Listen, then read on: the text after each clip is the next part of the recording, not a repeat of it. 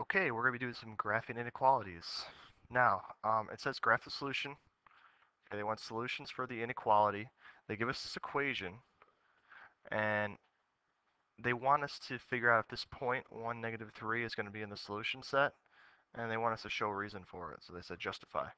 So first thing, you may have noticed y is not by itself, so we're going to do that first. Now I'm going to write my equation over here on the side.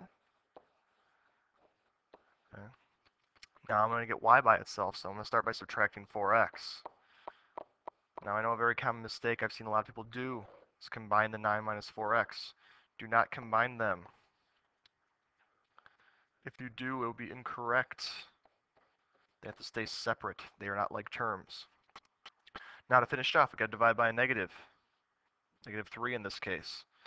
So we're going to divide both of these terms by negative 3. Now, when you divide by a negative, this is that special case we've talked about before. Okay. The sign right here is going to flip. So it's y is less than. Now you're going to have negative 3 for the 9 divided by negative 3 up here. And then this will become a positive 4/3 x. So we're going to look for some points on this. Now we can graph this.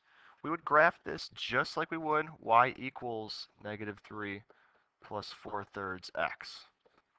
And get our table of values on our graphing calculator. So you got to make sure you do that. Now I could go to my graphing calculator, make a table, but I'm going to use my slope and y-intercept to kind of get the job done here. So I notice first my y-intercept.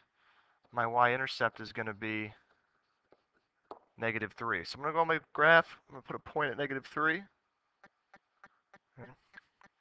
Now my slope right here is 4/3. So rise over run. I'm going to go up 4.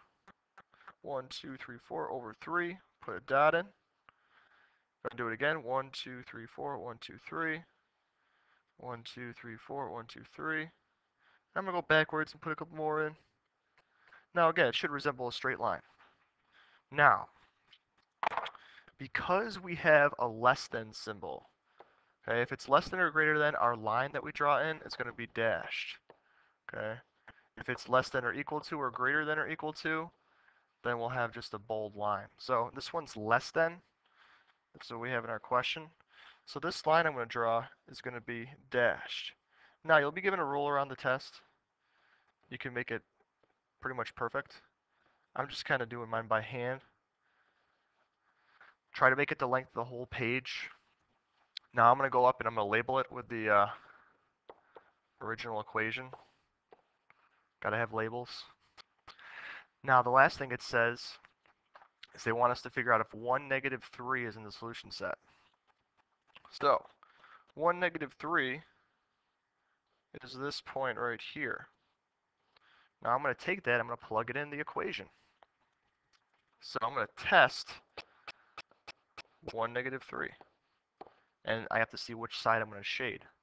So x is 1, y is negative 3. So I got 4 times 1 minus 3 times negative 3. And that needs to be greater than 9 for it to be true. So I get 4 here. I got negative 3 times negative 3, which would be positive 9. Now this looks like it's going to be greater than 9 because 4 plus 9 is 13. So this is true.